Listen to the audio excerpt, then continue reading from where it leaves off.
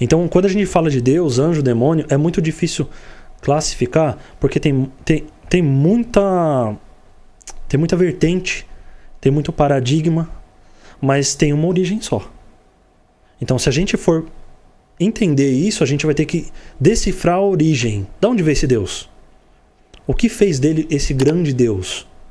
Sabe? Sim. O que fez ele basicamente matar os deuses egípcios? Ele matou os deuses egípcios. Anulou, o Nilo, em sangue, ele estava batendo nos deuses egípcios. Para mostrar que ele era o cara, ele era o foda. Sei. Então, o Deus de Moisés era o cara. Então, assim... Mas quando a gente perde um pouco o paradigma atual, islâmico, judaico, cristão, romano, né? Cristão romano, e começa a entender que a gente está trabalhando com aspectos de deuses antigos, alguns demonizados, alguns deles vão trazer aquela energia mais primitiva. Hoje em dia a pessoa vai dar um bolinho pra Odin, cara.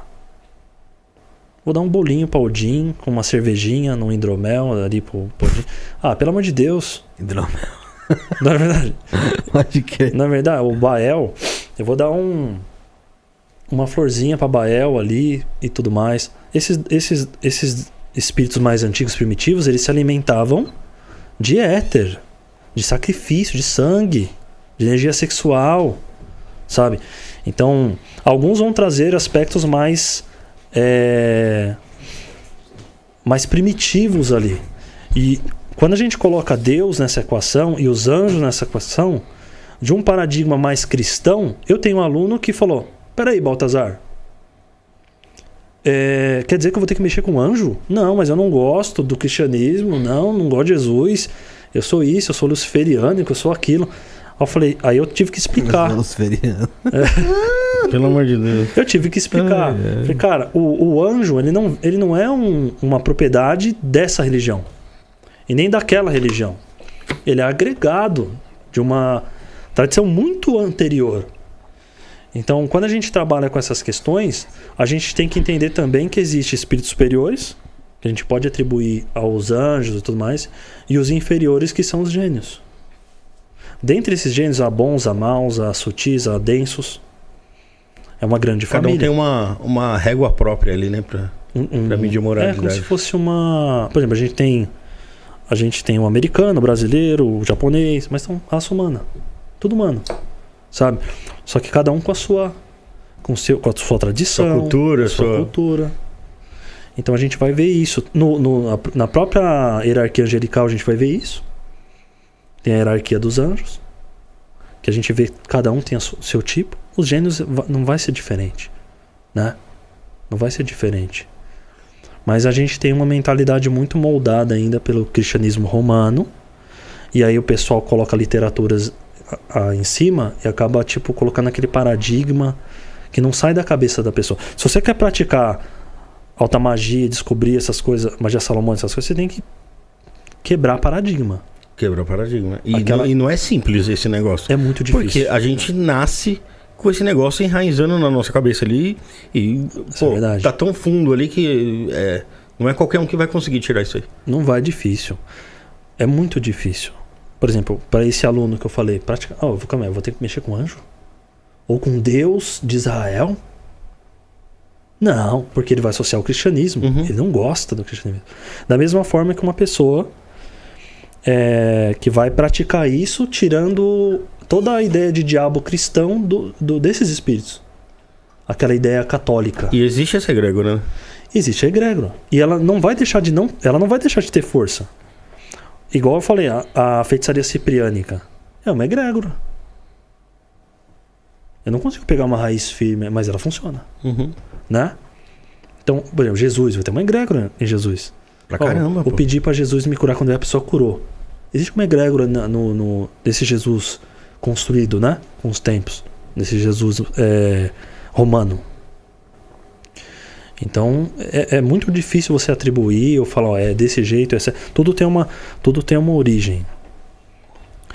Se você quiser realmente fazer uma coisa pura mesmo, você vai ter que estudar muita coisa e vai ter que deixar de acreditar em muita coisa ou ver muita coisa do jeito que você gostaria de ver. Ou do jeito que você cresceu acreditando que era. Sabe? Tem que quebrar paradigmas. Na própria Quimbanda mesmo, a gente vê muitos pontos de blasfêmia, né? São os cantos, né, de maldição. Eu acho que aqueles cantos... São cantos, na verdade, eu vou explicar pra ele. O canto de blasfêmia é quando você vai fazer um canto aí contra Deus, por exemplo. Vai dentro da Quimbanda. Aí você vai, botar Deus abaixo de... É por causa do... É porque ela vem de um... É igual o satanismo lá veio, que o satanismo teístico. Né? O teístico vai acreditar na entidade do diabo. Cristão. E aí a Quimbanda... E dá para entender também. É uma religião ali que vem de raízes que são afro, onde o cristianismo ele vai estar oprimindo, né? Por exemplo, eu chego para um... Tá demonizando mesmo, né? Imagina, eu chego na sua casa, falo que suas crenças estão erradas, sabe? Torturo você, sua família e tudo mais, você vai acreditar no meu Deus agora. Você vai amar esse Deus? Mas de jeito nenhum. Você vai pegar a raiva dele. Então dá pra entender, né? E fisicamente o cara não se identificava com aquilo mesmo. Não, alguns até tiveram que fingir, né? Eles pegaram santos católicos, não é isso? E começaram a adorar santos católicos, mas na realidade simbolizavam os seus deuses, não é? Até hoje tem o sincretismo, né? Tem vertentes que vai ter... A Umbanda tem muito disso ainda. Verdade. É interessante isso, cara. Então dá pra entender esses pontos de blasfêmia aí. Só que assim, o cara que quer praticar a Goetia, ele tem que entender que ele não pode negar a existência de Deus nesse ritual. Se ele quer praticar de verdade, se ele quer sentir de verdade, ele precisa saber que Deus é o princípio de toda sabedoria ali. Sem ele nada se faz. Só que pode ser uma concepção diferente de Deus, né? Do que o Deus bíblico. Sim. Às vezes é seu eu divino, igual algumas... eu tô invocando assim, só que na realidade eu tô invocando o anjo guardião, o meu sábio, sei lá, o Deus dentro de você. Só que do paradigma da magia salomônica é o Deus Yahvé. Né? É Yahvé. Então, só que aí é muito difícil. Tem pessoa que...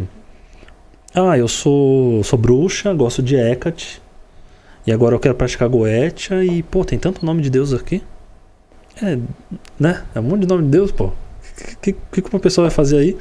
Então, assim, a pessoa que quer praticar o sistema tem que entender que é um sistema com tradição que vem ali de um povo hebraico, vem de um povo anterior ao Islã, né?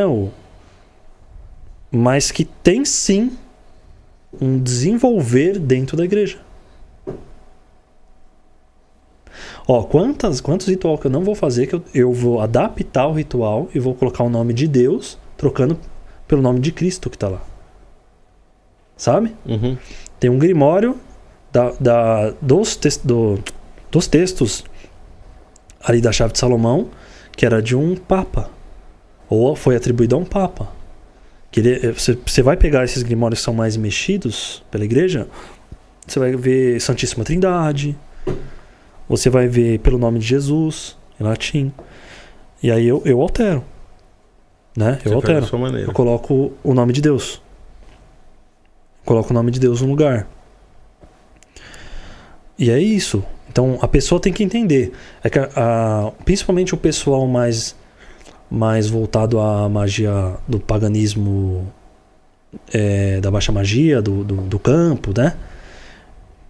Eles vão entrar com aquele ódio cristão por causa do preconceito, né? Hoje em dia Jesus era um cara legal. O fã-clube que é foda. Mas ele era um cara legal. O fã-clube é foda. Então a pessoa vai pegar um ódio e tudo que é relacionado ela não vai conseguir adentrar de uma maneira legal. Então a pessoa que quer praticar, por exemplo, eu faço isso, Você vai lidar com anjo, você vai lidar com daimon, você vai lidar com Deus. Tem que lidar com Deus. É Deus, anjo, demônio. E você no círculo. Eu lembro que o Goya falou aqui também, que quando fazia o SAG lá, uma das regras era você nunca ter negado seu Deus, né? Ah, é? Negou uma vez, já era.